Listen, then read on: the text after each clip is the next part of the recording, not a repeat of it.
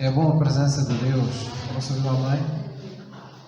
Ora, o louvor também pode nos acompanhar no lugar.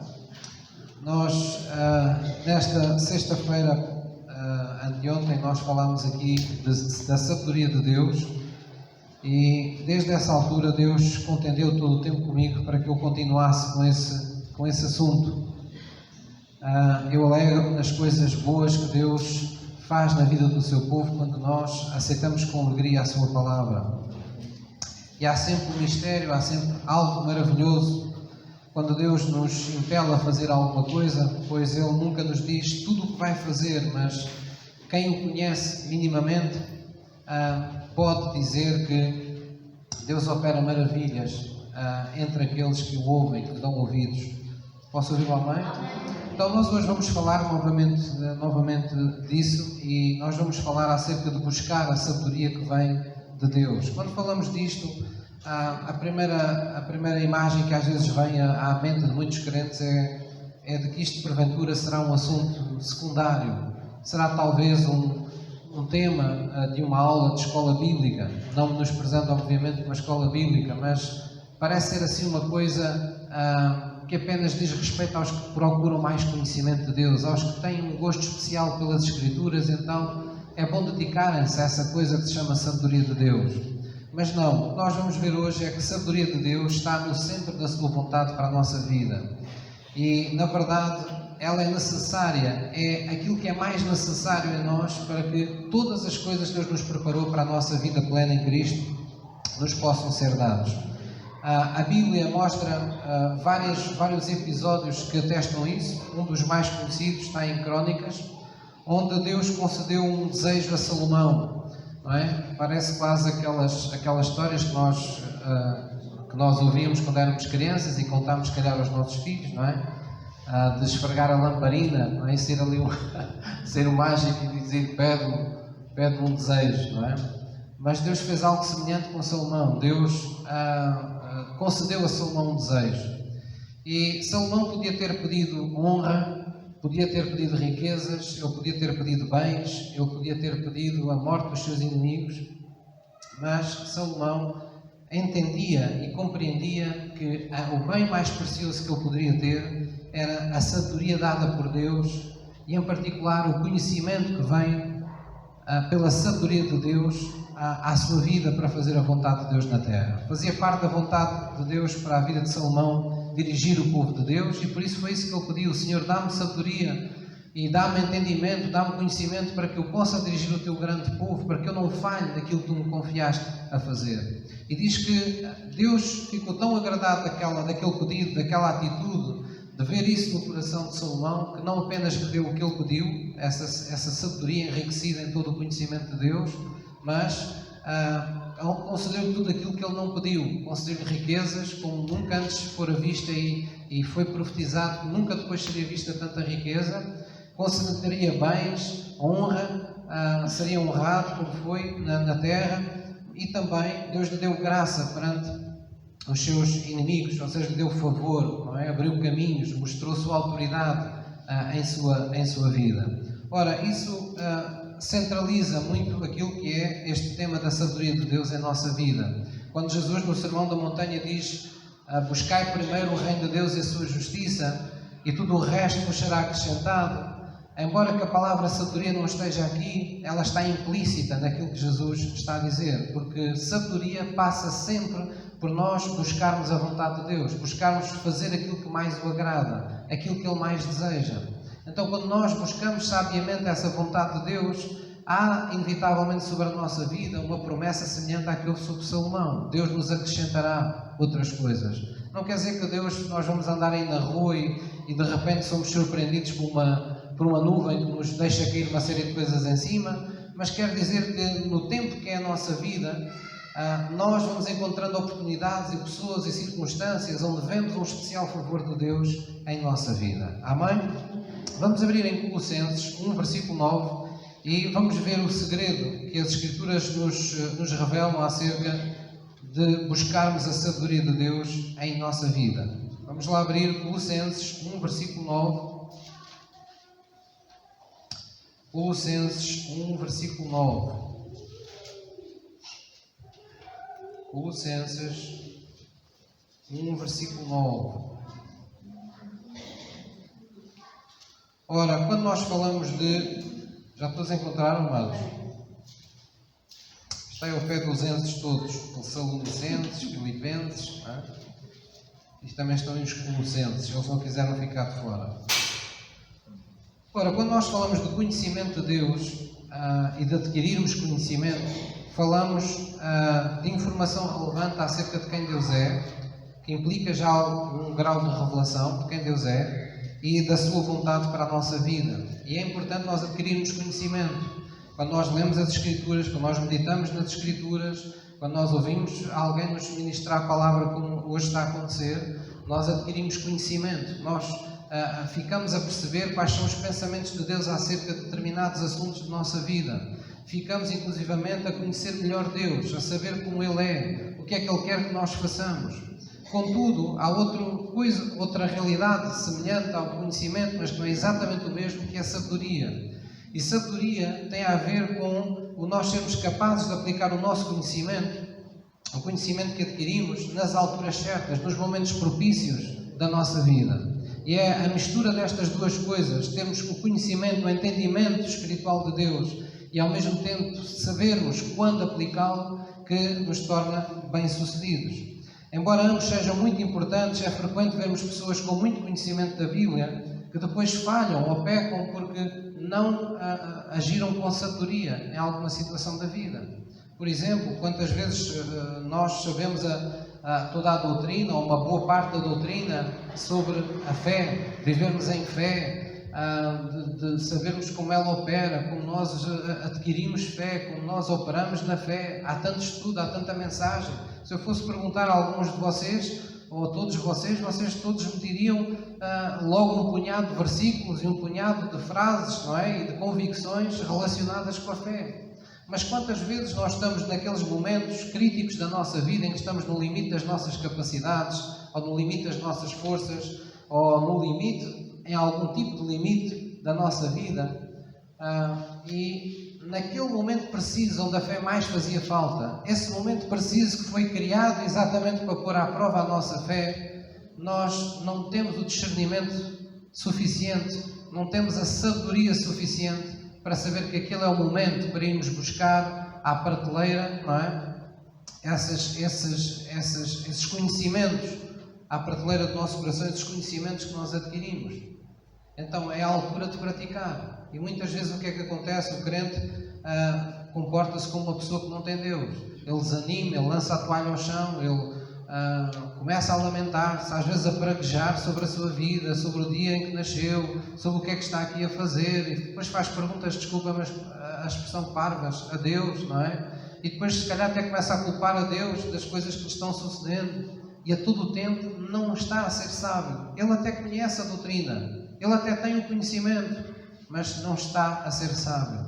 Quantas vezes as pessoas têm conhecimento e entendimento das Escrituras no que diz respeito ao amor de Deus, ou como devemos proceder nos relacionamentos uns com os outros, e nós, porventura, sabemos que a Bíblia diz que uma palavra branda desvia o furor, sabemos que isso está escrito, conhecemos essa doutrina, mas somos apanhados na turbulência de uma discussão, de um desentendimento, quantos de nós nos lembramos disso que está escrito para pôr em prática nesse momento? Nós sabemos que Deus nos manda perdoar, nos manda inclusivamente ser prontos para ouvir e tardios para falar. Mas quantas vezes falamos precipitadamente e não vamos buscar esse conhecimento que temos da Bíblia para o pôr em prática quando ele deveria fazer uma diferença significativa na nossa vida? E depois vamos a Deus e dizemos: Senhor, mas porquê? Porquê que isto está assim? Porquê que aquilo está assado? Porque muitas vezes nós temos o conhecimento, mas não estamos a operar na sabedoria de Deus. Sabedoria envolve revelação, envolve ter a antena aberta com o Espírito Santo, envolve saber discernir, ter um discernimento dado pela companhia do Espírito Santo e ouvir a sua voz no momento preciso, mesmo no calor das piores circunstâncias da nossa vida, sabermos exatamente o que temos que fazer naquele momento. E muitas das vezes Deus manda-nos fazer coisas que a Bíblia diz que são loucura para o mundo. A Bíblia diz que a sabedoria de Deus é loucura para o mundo. É loucura para o mundo você estar numa aflição e pôr-se a dar sacrifícios de louvor para Deus. É uma loucura você estar para o mundo, você estar com um problema grave na sua vida, em vez de ir correr à procura de quem o possa ajudar, enfiar-se num quarto e começar a procurar um Deus que você não vê com os seus olhos físicos, que não sente com o seu corpo. Parece loucura para o mundo. Mas a Bíblia diz que o que parece loucura para o mundo, para aqueles que creem, é o poder para a nossa salvação. Então nós precisamos entender isso. Posso ouvir um amém?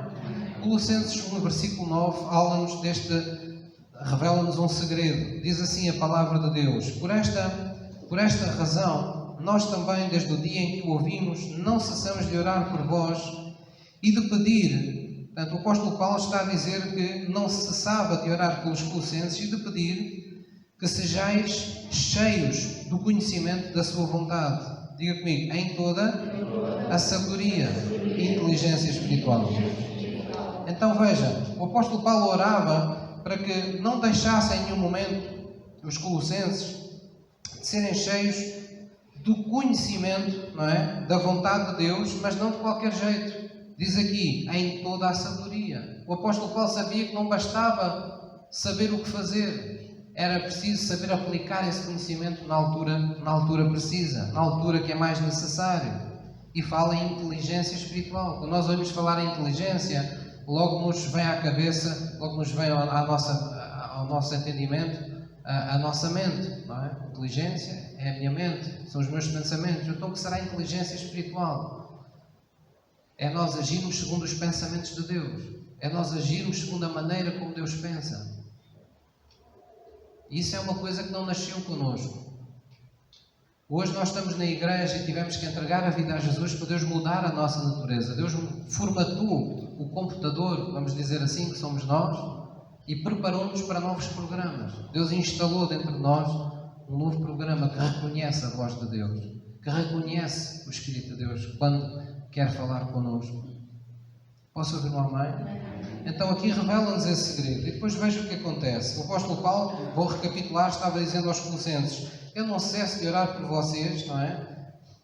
Pedindo que vocês sejam cheios de todo o conhecimento da sua vontade em toda a sabedoria e inteligência espiritual. E agora vamos ver para quê? Para que possais andar dignamente diante do Senhor. Numa só palavra, para que possamos temer a Deus. Andar no temor do Senhor. Para que possamos agradar-lhe em tudo. Isto é o cristianismo. E logo a seguir fala de outro benefício: frutificando em toda a boa obra. Ou seja, o apóstolo Paulo estava a dizer: eu oro para que Deus vos encha de todo o seu conhecimento, da sua vontade, com sabedoria e inteligência espiritual, para que vocês sejam capazes de fazer tudo o que agrada a Deus em cada momento, em cada segundo da vossa vida, e possam também frutificar em toda a boa obra. Vocês possam prosperar naquilo que se propõem a fazer em nome de Deus em vossa vida. Oh, pastor, e nas outras coisas? Bem, na vida do cristão não há outras coisas. Ele diz: em tudo na vossa vida dai graças a Deus. Mesmo quando nós pensamos que estamos a viver na nossa vida algum momento menos espiritual, ele continua a ser um momento espiritual. Porque nós não estamos mais em nós mesmos, nós agora estamos em Cristo. Quem é que me está a entender? E em todos os momentos da nossa vida há que dar graças a Deus. Em todos os momentos da nossa vida há que reconhecer que Deus está presente. E é por isso que diz: agradando em tudo, frutificando em toda a boa obra. E diz ainda outro benefício: diz que crescendo no conhecimento de Deus. Quer dizer que quando somos cheios do conhecimento, em sabedoria, ainda crescemos mais no conhecimento de Deus. Deus é o assunto mais apaixonante da sua vida e para o qual você nunca sabe tudo. Tem que estar sempre procurando algo mais. Crescer no conhecimento de Deus significa que Deus tem diferentes patamares na nossa espiritualidade. É como uma escada. Nós subimos o primeiro degrau ou subimos o primeiro lance de escadas e pensamos: bem, a escada acabou. E Deus diz: não. Este patamar que agora parece que está aqui descansa é para tu dares a curva.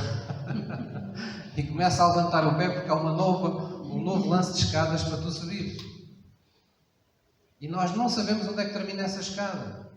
Nós não sabemos se esse prédio de Deus tem 2 andares, se tem 20, se tem 50. Deus apenas nos manda não parar de subir essa escada. É isso que a Bíblia diz quando diz para andarmos de graça em graça, de glória em glória. É isso que a Bíblia diz quando diz que a vereda do justo é como a luz da aurora. Vai brilhando, brilhando, brilhando, brilhando, até ser o dia perfeito. Nunca devemos estar contentes com aquilo que já sabemos de Deus. Devemos querer sempre conhecer mais. Devemos querer sempre estar mais perto. Cada degrau que nós subimos na nossa espiritualidade com Deus, porque operamos em algum momento no conhecimento e na sabedoria de Deus, isso nos deixa mais próximos, mais perto da pessoa perfeita que é Jesus Cristo. Às vezes nós não queremos passar por determinadas situações adversas da nossa vida. Ficamos aborrecidos, ficamos chateados, pensamos que algo está errado na nossa vida, mas às vezes nada mais está acontecendo senão Deus nos preparando para desafios maiores. Se você já consegue aturar uma pessoa lá na sua casa, Deus quer que você ganhe estufo para aturar mais 4 ou 5. E quando aturar 4 ou 5, Deus quer que você ganhe estufo para aturar 20 ou 30. Quando você dá conta de um desafio grande da sua vida, não fica a pensar que foi o grande desafio da sua vida e que não há mais. Significa que você passou com distinção uma prova, mas agora você tem uma capacidade que não tinha antes, porque provas virão mais à frente e você será novamente posto à prova com a sua fé. Amém? Então não nos vamos esquecer disto. Porém, para Deus a falta de sabedoria é simples de resolver. Graças a Deus que o nosso Deus é um Deus de soluções simples. Vamos abrir em Tiago 1, versículo 5. Deus é um Deus de soluções para a nossa vida. Tiago 1, versículo 5.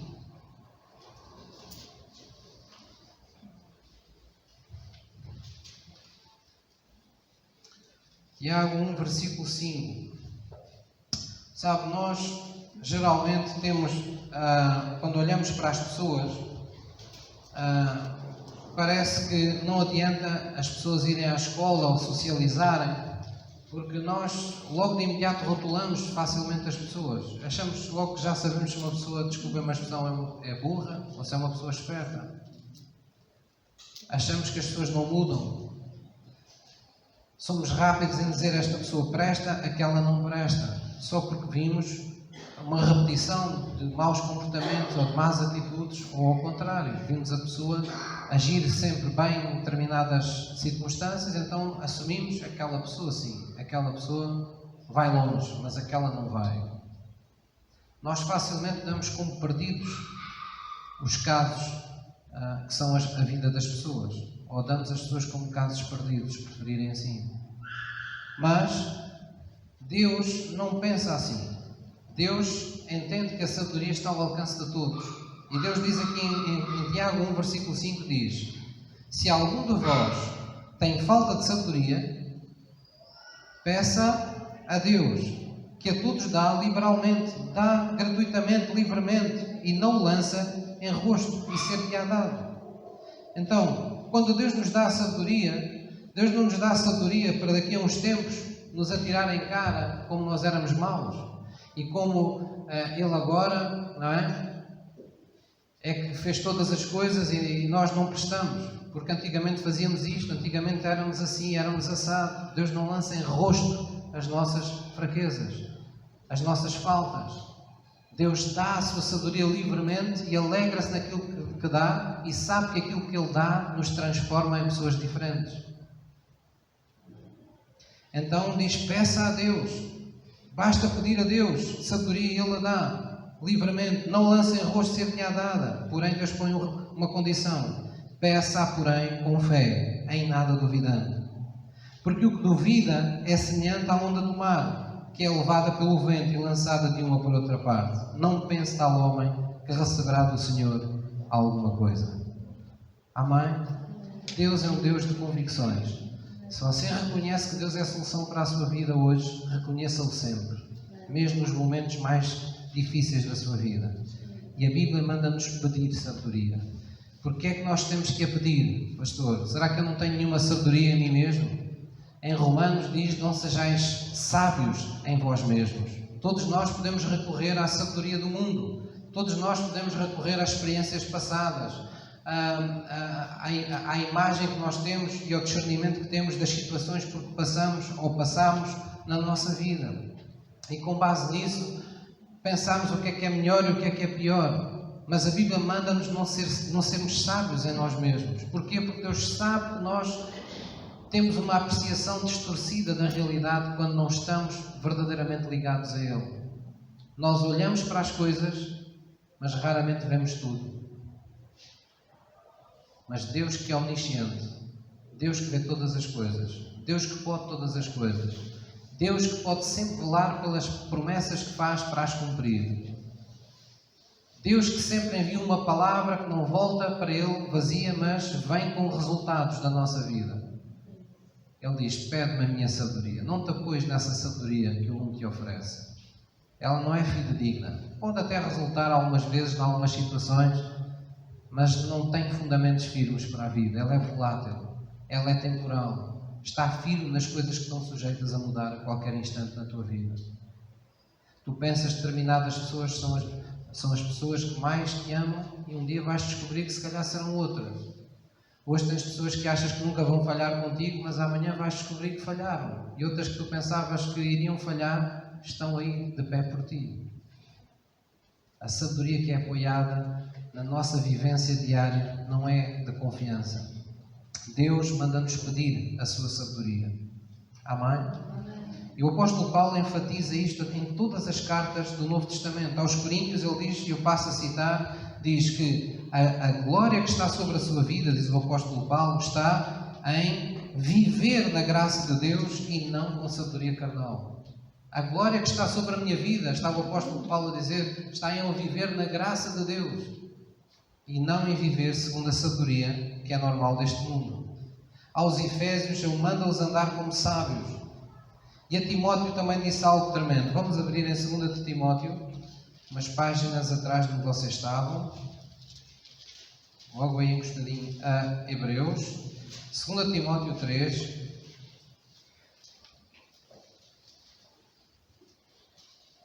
Segunda Timóteo 3, versículo 15.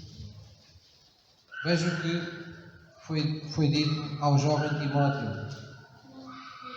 2 Timóteo 3, versículo 15.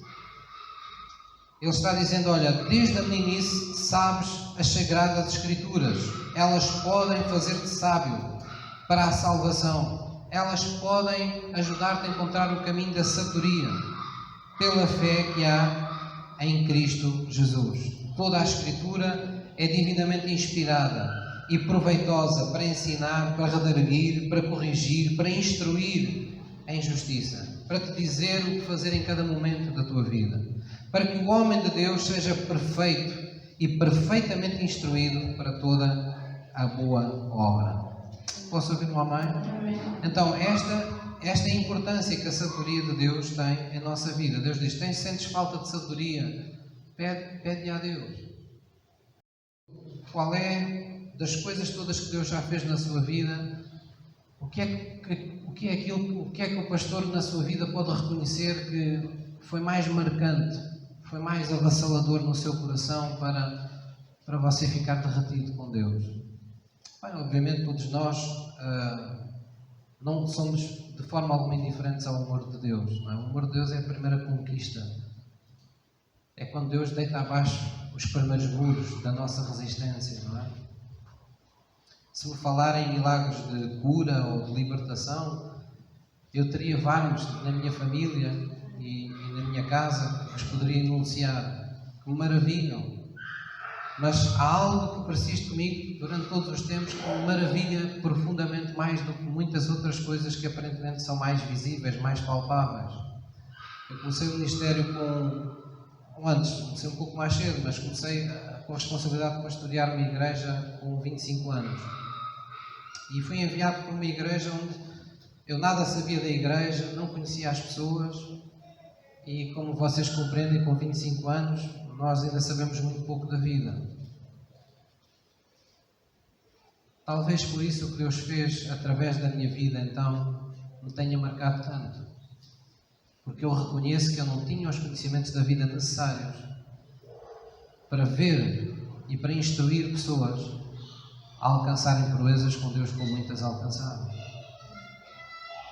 Eu muitas vezes fui confrontado com 25 anos em ter que pastorear pessoas que tinham idade para ser meus pais, meus avós.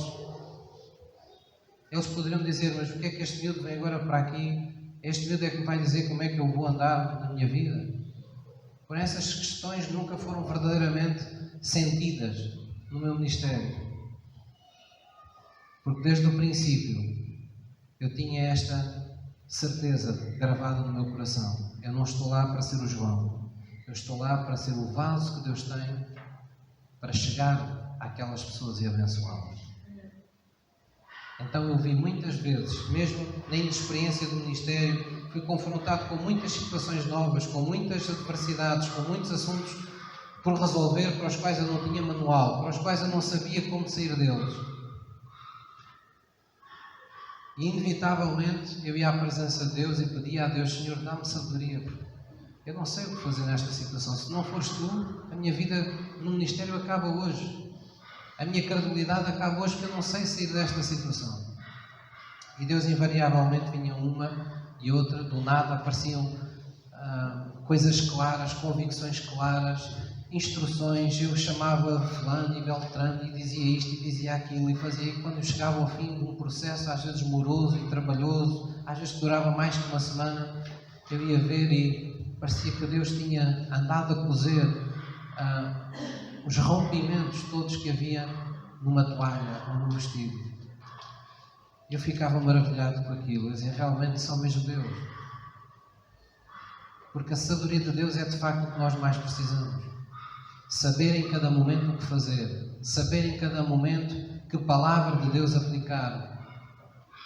Que comportamento ter, que atitude ter, que palavras falar. Quando é a altura para falar e quando é a altura para ficarmos calados. Quando é a altura para louvar ou simplesmente quando é a altura para entrarmos no nosso quarto de oração. Quando é a altura para nos refugiarmos em Deus ou quando é a altura para nos enchermos de ousadia e irmos direitos a alguém para falar com essa pessoa. Tem que ser sempre pela sabedoria de Deus. Posso ir para o online? Vamos abrir em Tiago, outra vez, vamos lá abrir em Tiago. Tiago 3, versículo 13. Vamos então, de alguma forma, desmontar de uma forma simples o que é isto então de nós sermos sábios, não é? Como é que nós praticamos essa sabedoria? Tiago 3, versículo 13. De uma forma geral, nós podemos dizer que qualquer comportamento, qualquer atitude, qualquer palavra, qualquer ação que você pratique, que seja uma declaração, que seja que expresse qualquer ato de obediência com a palavra de Deus, você está a ser sábio nesse momento. E foi por isso que Jesus disse assim, num determinado momento, no Sermão da Montanha, não é? Jesus falou e disse-lhes, quando acabou de falar, disse-lhes: aqueles que ouvem as minhas palavras e as praticam, assemelhá-lo-ei ao homem. Em muitas Bíblias está o homem prudente, e nós ficamos pela prudência. Mas o que ali na verdade está a falar é de sabedoria. Deus chamou de sábio aquele que guarda as suas palavras para as fazer. Ele diz: esse vai construir a sua vida, a sua casa sobre uma rocha firme. Virão os temporais, virão os ventos, abanarão, mas não abalarão, não a deitarão abaixo, porque estará firme sobre a rocha. E Deus chamou de imprudente. Falta de sabedoria, aquele que, ouvindo as suas palavras, as despreza e continua a ser sábio em si mesmo. O que é isso, pastor? É aquele comportamento natural que as pessoas têm, que eu sei o que é que a Bíblia diz, mas eu cá sei o que é que faço com a minha vida. Eu cá sei o que é que da minha vida sei eu. É aquele sentimento de que Deus pode sobrar em tudo, mas há coisas que só nós podemos deitar a mão. Nós é que sabemos. Estamos a ser sábios em nós mesmos. Estamos a dizer, ó Deus, desculpa lá, tu és omnipotente, omnisciente, tu sabes todas as coisas, mas aqui neste assunto eu sei mais do que tu. Eu não preciso de ti aqui nesta situação. Achamos que há um pequenino Deus dentro de nós. E é esse pequenino Deus que muitas vezes nos afasta de Cristo quando as coisas correm-nos demasiadamente bem. Nós achamos que já não é preciso orar tanto, já não é preciso meditar tanto, já não é preciso preciso dar tanto tempo a Deus. Eu já sei fazer as coisas. Eu já sei o que preciso fazer na minha vida. As coisas até me correm bem. E facilmente esquecemos que todas as coisas vêm pela forte e potente mão de Deus. Tiago 3, versículo 13 diz-nos assim: quem dentre vós é sábio? Quem é que tem sabedoria dentre vocês? Quem é que é entendido espiritualmente? Quem é que conhece o que é ser inteligente espiritualmente? Mostre pelo seu bom trato as suas obras em mansidão de sabedoria. Estão a ver? A sabedoria, quando não é, a palavra não é dita expressamente, ela está sempre em algum momento, não é? Em mansidão de sabedoria. Mas, se tendes amarga inveja e sentimento faccioso em vosso coração, quer dizer, se aquilo que está no teu coração, a principal motivação que está lá oculta, escondida, tu quase não tens percepção, mas que te motiva a fazer algo, é a inveja que tu tens dos outros, ou o sentimento faccioso. Tu estás empenhado demais em defender a tua razão e não estás disposto a abdicar dela nem sequer para mim, nem sequer para Deus, quando sabes que estás errado. A Bíblia diz: se esse é o teu caso, não te glories, nem mintas contra a verdade. Essa não é a sabedoria que vem do alto. Diga comigo, mas é terrena, é animal, é diabólica. Porque onde há inveja, espírito faccioso, aí há perturbação e toda a obra perversa. Leiam-no só agora. Mas a sabedoria que do alto vem é primeiramente pura, depois ela é pacífica, ela é moderada, ela é tratável, cheia de misericórdia e de bons frutos. Ela não tem parcialidade, não toma partido de uns contra outros.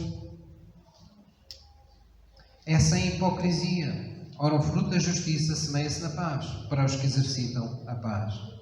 Ora, aqui a sabedoria estava a ser aplicada, não é? Ou a instrução de sabedoria aqui estava a ser aplicada à forma como nós nos tratamos uns aos outros, como nós lidamos nos nossos relacionamentos com as pessoas. E Deus está aqui a dizer, quando a sabedoria é aquela que tu pediste a Deus, é a sabedoria que vem do alto. Quando eu vi isto, olhei isto assim para a primeira vez, sabedoria que vem do alto, o que é que eu pensei? O que é que me veio logo à imagem? Imagino Jesus a vir sobre uma nuvem, não é? Imagino como que aqueles anjos que falaram com os discípulos quando eles se despediram de Jesus, e diz que Jesus subiu ao céu numa nuvem, não é? E os anjos disseram: conforme o viste subir, assim lá de vir de novo. Então esta sabedoria é intitulada como uma sabedoria que vem do alto. Ela não estava em nós. Ela é-nos dada pela inteligência de Deus, pelos pensamentos de Deus, pela presença do Espírito de Deus em nossa vida. E diz: ela é pura, ela não está contaminada com nenhuma forma de distorção do pecado em teu entendimento. Ela é pacífica, ela não faz mal a ninguém. Ela é moderada, ela é tratável, cheia de misericórdia e de bons frutos. Não tem parcialidade, não há hipocrisia. Então, este é um relato perfeito que nos ajuda a entender quando a sabedoria que estamos a usar, ela é do alto ou quando é terrena. Há na Terra muitos chicos espertos. Vocês já se aperceberam disso? E o que me custa às vezes não é ver chicos espertos, é aquelas pessoas desenrascadas que sabem dar a volta a toda a gente, não é? E quando se vê isso, já nos pode deixar surpreendidos as pessoas gabarem-se disso. Mas o que me impressiona mais é os pais que às vezes essas pessoas têm, gabarem-se aos amigos de que o seu filho ou a sua filha é um belo vigarista. Não dizem isto, não é? Porque o vigarista tem uma conotação negativa, mas é como se eles dissessem: estão a ver, ele ou ela, eles sabem dar as voltas todas ao sistema, operar aqui no sistema, na sociedade, eles dão a volta a tudo, dão a volta a todos, eles manipulam tudo, eles conseguem tudo na vida. E falam aquilo como se fosse um grande feito, um grande regozijo. Esse é o exemplo de uma sabedoria que não é pura. Essa é uma sabedoria daqueles que constroem na areia. É uma sabedoria de sobrevivência. As pessoas pensam que estão a alcançar muito, mas só estão a nadar contra a corrente. enquanto têm forças. A sabedoria que vem do alto é aquela que nos compara àqueles que sobem com asas como águia, deixam-nos bracejar, aprendem que há correntes no espírito a uma determinada altitude que lhes permite deixar de se esforçar tanto e simplesmente desfrutar e planar, porque alguém o está transportando, alguém está mostrando como são as coisas cá embaixo na terra. É isso que a sabedoria do alto faz connosco. Ela transporta-nos à dimensão espiritual de Deus, à forma como Deus vê as coisas, e o nosso coração começa a ver as pessoas, as coisas, a realidade da nossa vida de uma forma diferente. E é a partir dessa percepção diferente, trazida pelo Espírito de Deus à nossa vida, nós dizemos que estamos a fluir na sabedoria de Deus. Ou porque estamos a praticar algo que nós conhecemos na Palavra de Deus, estamos a pô-lo em prática, um princípio espiritual, um mandamento, seja o que for, uma instrução, ou porque estamos a seguir algo que o Espírito Santo nos revelou e que está em tudo de acordo com a vontade de Deus para a nossa vida. Amém? Então, fixe isto no seu entendimento. Guarde isto no seu coração. Nem todas as pessoas que nos falam por versículos bíblicos nos falam por Deus. Há muita comida envenenada por aí. Há muito versículo utilizado fora de contexto para dizer não aquilo que Deus quer falar, mas aquilo que os homens querem usar para manipular pessoas. Não é só porque alguém é estrangeiro, ou tem uma pronúncia diferente, ou tem um aspecto diferente, ou se apresenta de uma forma diferente, que falam os quaisquer versículos bíblicos, de repente, olha, Deus está a falar. Olha, isto é verdade. Não. A verdade tem que ser testificada num lugar especial que você tem no seu coração, pelo Espírito Santo de Deus. Aqui dentro tem que testificar que Deus está a falar consigo. Quantas vezes já aconteceu, não é? Crentes pegarem uma série de versículos bíblicos e darem uma verdadeira tareia verbal a uma pessoa que acabou de errar. Não é? Sabe que é uma tareia verbal? É quando a gente descarrega por palavras sobre alguém, não é? Porque queremos à força que a pessoa se arrependa, queremos à força que a pessoa admita o seu erro. Oh pastor, mas não temos que ser assim, duros aí, e dar aí com força para a pessoa parar o arrependimento. A Bíblia diz que não é você que vai operar o arrependimento pela dureza da pancada. Diz que é o Espírito Santo que convence as pessoas do pecado. O nosso papel não é massacrar ninguém com versículos bíblicos. O nosso papel é dar a palavra e confiar naquilo que está falando. O Espírito de Deus é que convence as pessoas do mundo do pecado. É que não deixa as pessoas dormir em casa à noite quando não estão bem com Deus. E essas pessoas não precisam que o pastor esteja lá com o telefone a dizer o que é que elas têm que fazer. O mesmo Espírito contente com elas sabe pô-las de joelhos, pedindo perdão a Deus. Nós temos que confiar nessa pessoa. Posso ouvir um amém? Então, falar sabiamente é, como eu disse, falarmos de acordo com a palavra de Deus, com algum princípio, com algo que esteja na palavra de Deus, mas é falar isso, não é? Ou fazer alguma coisa baseada no que está escrito, quando o Espírito de Deus nos traz aquela palavra para aquele momento.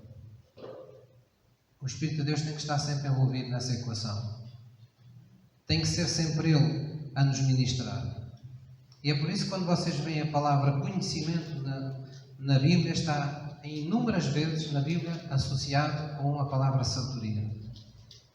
Já é cheio de todo o conhecimento, não é? Em toda a sabedoria de Deus. Está sempre a sabedoria, está alguns sempre ligado ao conhecimento. Porquê? Porque os apóstolos sabiam este segredo. Não basta ter só a palavra por si só, sem nada, mata. Ninguém consegue viver, ninguém consegue praticar.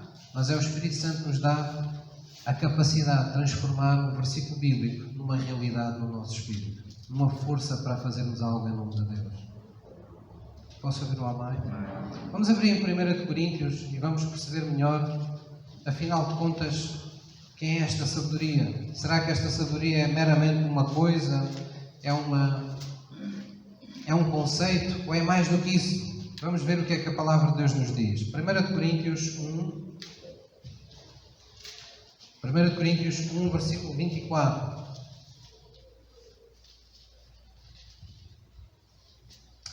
1 Coríntios 1, versículo 24. Diz assim a palavra de Deus: mas para os que são chamados, não é? Para todos os que foram chamados a Cristo, seja que tenham eles sido originalmente judeus, gregos, a todos lhes pregamos a Cristo. Lhes pregamos a Cristo, que é poder de Deus e sabedoria de Deus. Porque a loucura de Deus é mais sábia do que os homens, e a fraqueza de Deus é mais forte do que os homens. Então, Cristo era chamado de a sabedoria de Deus. Cristo, o Jesus revelado, o Salvador, o Messias revelado em nós, Ele é a nossa própria sabedoria. Quem tem Jesus tem a sabedoria de Deus nele. Por isso o apóstolo João disse um dia: quem tem o Filho tem a vida de Deus nele. Quando se tem a vida é como alguém ter água e pensar em não molhar os outros. Bem, se eu tenho água, a água vai sair, vai derramar por algum lado. Quem tem Cristo tem a sabedoria de Deus nele. Amém? Então, o que é que Deus nos está querendo dizer com isto? Porque em Cristo nós encontramos, por exemplo, o caminho. Vocês lembram-se que Jesus disse aos discípulos: eu sou o caminho, a verdade e a vida. Não é? Ele é o caminho. E quando Ele diz Ele é o caminho, nós, para o Pai, nós muitas vezes e bem pensamos: bem, Jesus é o caminho através do qual nós vamos para a eternidade com o Pai, para sempre. E é verdade. Mas Deus não é apenas o caminho para a eternidade com o Pai. Deus é o caminho que você precisa a cada instante da sua vida. Em cada momento da sua vida você precisa de encontrar o seu caminho. Em cada momento da sua vida você precisa de saber o que fazer, de saber que palavras falar, o que decidir, o que escolher. Há muitos mares vermelhos escondidos no dia-a-dia da sua vida. E você precisa, com ousadia, libertar a sua fé, ferir essas águas, crendo que Deus as vai abrir. Mas você precisa do caminho, e o caminho está consigo. É Jesus Cristo. A Bíblia diz que Ele é a verdade. Ele disse: eu sou a verdade. Pastor, o que é que isso tem a ver com a sabedoria de Deus na minha vida? É simples. Se você tem sempre a verdade consigo, tem o Espírito da verdade consigo, você pode estar certo que a coisa mais difícil para alguém é enganá-lo ou enganá-la. Se você vive na companhia do Espírito da verdade, as pessoas podem estar a mentir, sorrindo para si, e você sabe que elas estão a mentir. Pode vir uma situação que parece perfeita, mas que você começa a ver: isto é uma situação que não está totalmente... Há qualquer coisa aqui que não está a bater certo. Já algum de vocês teve assim uma sensação de alguma coisa na vossa vida? Tudo tão perfeito, há aqui qualquer coisa, há qualquer rabinho aqui de fora que não encaixa. Houve qualquer coisa que ficou por esconder que não consegue disfarçar. Não é? Essa percepção que você tem, que o impede de ser enganado, que o impede de ser iludido, é porque o Espírito da verdade está consigo. Amém? Nós podemos operar isso numa sabedoria natural, mas cá está, se pedirmos a sabedoria de Deus, temos entendimento e discernimento para as coisas que espiritualmente nos acontecem.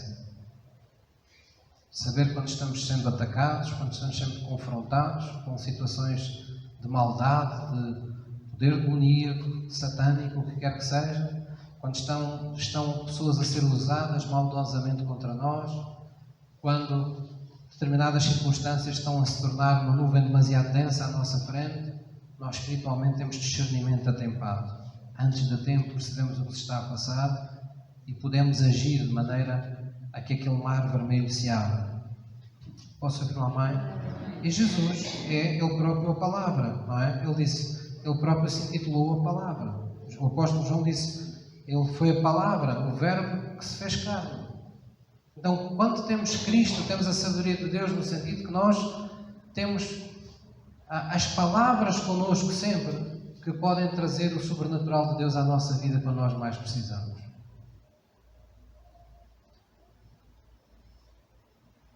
Um bebê não precisa de saber falar nem pedir muito bem para chamar os pais ao pé dele quando está aflito. Basta chorar. Ou dar um grito.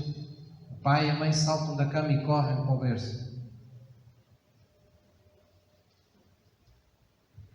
O clamor de alguém que nasceu em Cristo faz o nosso Pai parar qualquer coisa que Ele esteja fazendo por nós. E nós precisamos compreender esse poder que opera sobre nós. Amém?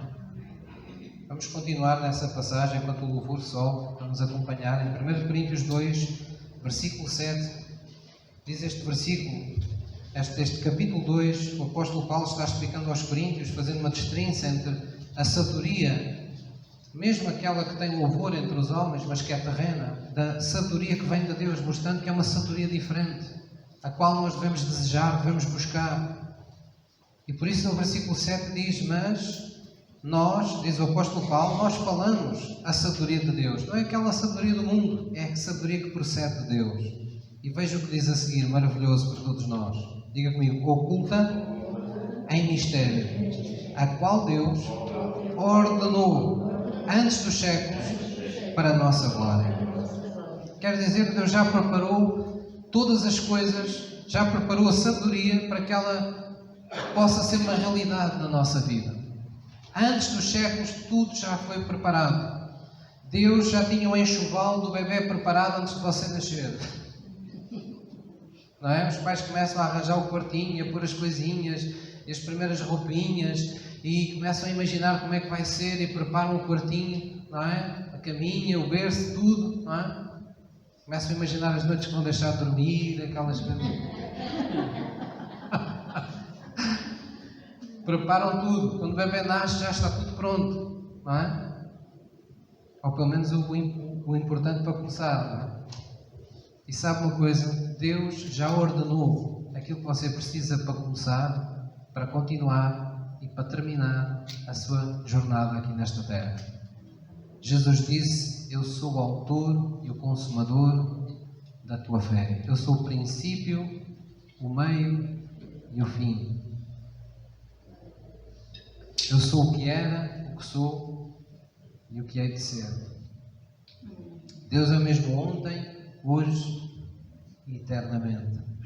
E Deus diz, eu já ordenei a minha sabedoria antes dos séculos para a tua glória, para que a minha glória seja vista na tua vida.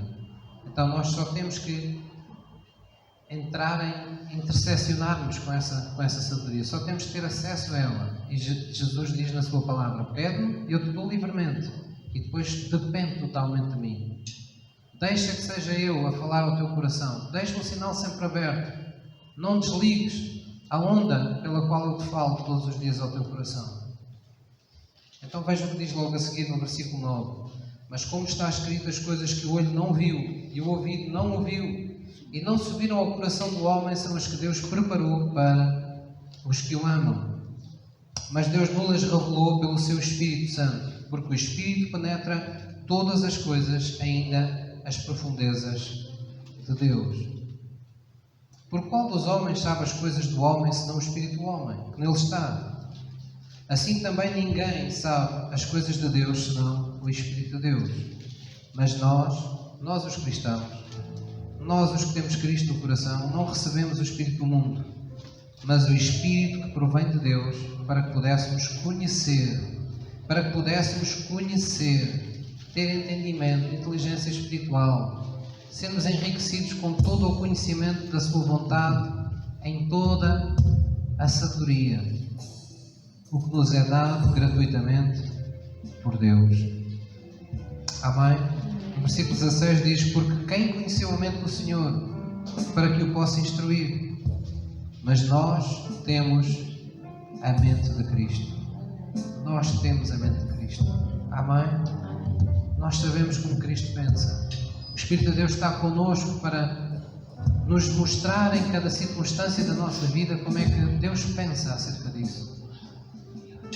Sempre que nós operamos nesses pensamentos de Deus na nossa vida, trazidos pelo Espírito Santo, nós operamos de forma sábia. E Por isso Deus manda-nos não ter medo, mas ter fé. Não temas, crê somente. Deus manda-nos confiar quando o mundo diz desespera.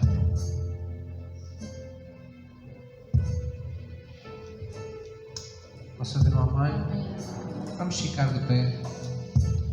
Vamos ter um momento. Vamos celebrar mais e mais. Vamos testemunhar mais e mais dessa intimidade com Deus. O Espírito de Deus está aqui hoje para nós. E qualquer que seja a etapa da sua vida que você está a viver, quaisquer que sejam as coisas que você possui, os relacionamentos que você tem, a coisa que você mais precisa hoje é a sabedoria de Deus. Se você agir como Deus agiria em seu lugar, se você disser o que Deus falaria em qualquer circunstância da sua vida, se você tiver a atitude de um verdadeiro filho de Deus em algum momento da sua vida, essa sabedoria vai mostrar a glória de Deus sobre si. Amém? Então vamos pedir a Deus que nos guie nesta manhã. Vamos pedir a Deus que nos influencie, que seja Ele o principal influenciador da nossa alma. Diga assim comigo, querido Deus, eu oro, Pai, em nome de Jesus Cristo. Dá-me, por favor, em Teu conhecimento, esse Teu espírito de sabedoria e de revelação, Senhor. Enche-me, Deus, com todo o conhecimento da Tua vontade, em toda a sabedoria, inteligência espiritual. Providencia olhos para o meu coração, Deus, para que eu possa ver as coisas, as realidades da minha vida, conforme Tu as vês, para que eu Te possa agradar em tudo, para que eu possa frutificar em toda a boa obra, para que eu possa Te conhecer cada vez mais, em nome de Jesus.